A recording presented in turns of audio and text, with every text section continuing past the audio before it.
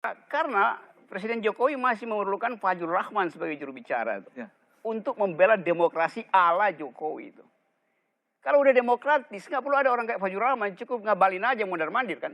Kan bukti bahwa ini tidak demokratis masih diperlukan orang yang pernah punya reputasi dalam demokrasi.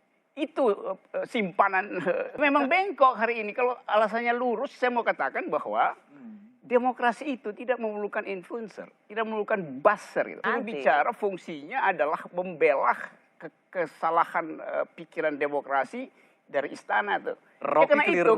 Kali ini Rocky keliru. Kalau negeri ini demokratis, juru bicara yang membela demokrasi nggak diperlukan. Buktinya Fadjur Rahman tiap hari membela demokrasi. Padahal sebetulnya saya terangkan genealoginya ya. Tema ini apa judulnya tadi? Jokowi dan masa depan demokrasi. Jokowi dan masa depan demokrasi. Agak clear. Maksudnya Jokowi dan masa suram demokrasi. Itu lebih tepat. Karena kita bahas kan suramnya ya. Oke. Gimana Rom?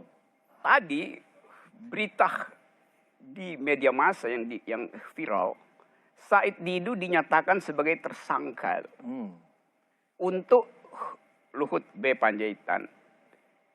Dalam 2 jam kemudian diralat oleh Mabes Polri. Tidak tersangka, belum tersangka karena masih dalam gelar perkara. Padahal suratnya adalah tersangka. Jadi ada faktor lain yang masuk sehingga uraian tentang tersangka tidak tersangka berubah-ubah.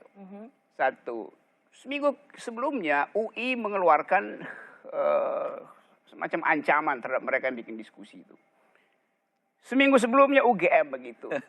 Karena itu malah adalah kemampuan kalian sebagai orang yang paham demokrasi untuk mengambil isu ini dan katakan bahwa rektor UGM bodoh. Rektor UI juga kacau.